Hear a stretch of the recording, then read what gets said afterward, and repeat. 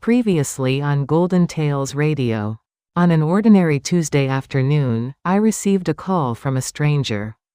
The man's voice was calm, and his message was brief. My father was very ill. He wanted to see his daughter one more time. I hung up. For 3 nights I couldn't sleep. And then I packed a bag. Without forgiveness, without expectation, without any warmth to spare. Carrying only one 30-year-old question, I got on a plane.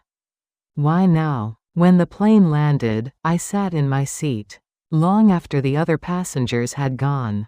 Get up. Go. Find him. Say something. My mind gave the instructions clearly.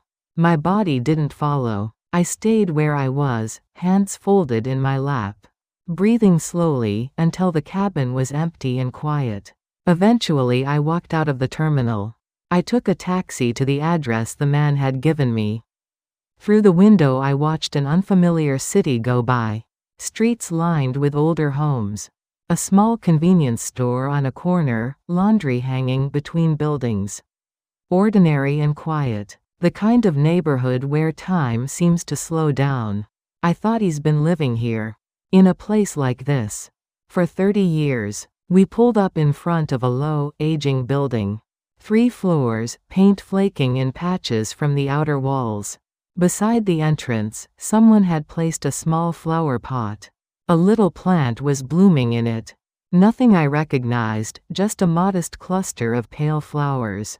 I wondered if he had planted it himself. I stood there for a moment, looking at it. I climbed the stairs to the 2nd floor and stopped at the 3rd door. I needed to knock. I couldn't make myself do it. I stood in that hallway. I don't know for how long. A minute, maybe more. Somewhere in the building, a television murmured faintly.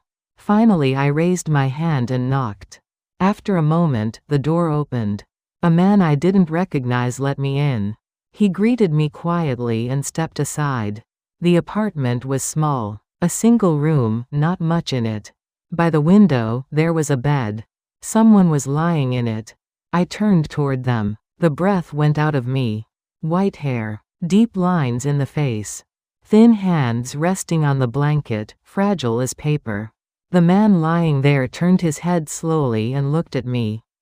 My father's eyes were clearer than I expected. For 30 years I had imagined his face many times. I had pictured it cold, or blank. Or wearing the easy smile of someone who felt no guilt. But the eyes that met mine across that small room were full of tears. Neither of us spoke. We simply looked at each other across 30 years of silence. Then my father slowly lifted one hand. It was shaking. He gestured toward the small table beside the bed.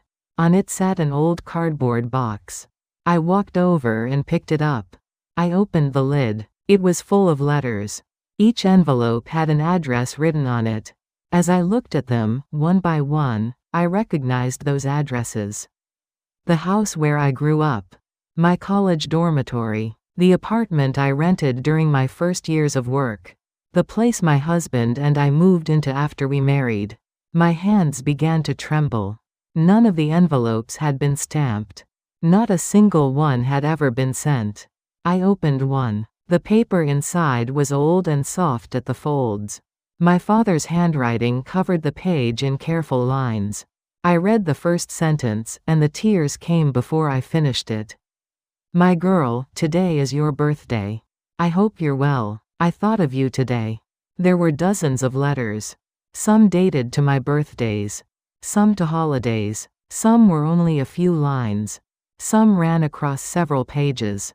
All of them undelivered. All of them addressed to me. For 30 years, my father had written to me and never sent a single word. Slowly I began to understand. He hadn't lacked courage exactly. He had been afraid. Afraid that showing up now would only break something in my life. That had finally been put back together. Afraid that it was already too late. And that reaching out would cause more pain than staying away. He had lived inside that fear for decades. Writing letters to a daughter he never stopped thinking about, in a small room with a flower pot by the door. I pulled a chair to his bedside and sat down. Tears ran quietly down the lines of his face. His voice came out barely above a whisper. "I'm sorry." 2 words, but I felt the weight packed inside them. 30 years of regret, 30 years of longing, 30 years of a guilt he had carried alone, all of it compressed into 2 words that weren't nearly enough, and were somehow still everything. I didn't know what to say. I couldn't tell him it was all right, because it wasn't. I couldn't say I forgave him, because I didn't know yet if I did. But I looked at his hands, thin and trembling and old, and I reached out and placed mine over them. His fingers closed around mine and held on. I leaned forward, and I put my arms around him. It was our first embrace in 30 years. His body was smaller than I remembered, lighter than I could have imagined. I could feel his bones through the thin fabric of his shirt. But his arms came up slowly and wrapped around my back. He wept without making a sound. So did I. What passed between us in that moment couldn't be named. The apology wasn't complete. The forgiveness wasn't finished. But in those few minutes, we were simply a father and a daughter. 2 people who had lost 30 years and might not have many left. Just that, and nothing more. I stayed for several more days. My father was not a talkative man. But while I was there, something in his eyes was different. Less dark. A little warmer. I sat beside him and read through more of the letters, a few at a time. I cried each time, and sat quietly for a while after. He let me. He didn't try to explain everything. No long justifications, no arguments in his own defense. Maybe he felt it was too late for any of that to matter. Maybe he simply couldn't find the words. He only said, once, that he was glad I had come. On the morning I left, I stopped by his room. One last time before going to the airport. He was sitting by the window. Afternoon light came in at an angle and caught his white hair for a moment. And he almost looked like someone I had always known. I stood in the doorway and let myself look at him. I understood that this might be the last time. He raised his hand. I raised mine. In the taxi on the way to the airport, I looked out the window and tried to identify what I was feeling. Had I forgiven him? Had we reconciled? I still wasn't sure. But one thing had become clear that hadn't been before. There were things I could only have learned by going. Things I never would have known if I had stayed away. He had not forgotten me. The letters were proof of that. When I got home, I held Sophie for a long time. She pulled back and laughed and said, "Mom, what is going on?" I laughed too, but my eyes were wet. I thought one day, when she's old enough, I want to tell her this story.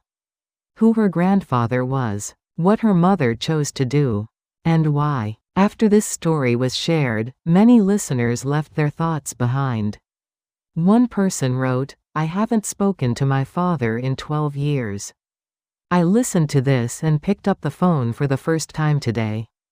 He didn't answer, but that's okay. I'll try again." Another shared, "I had to stop when she described the letters he never sent.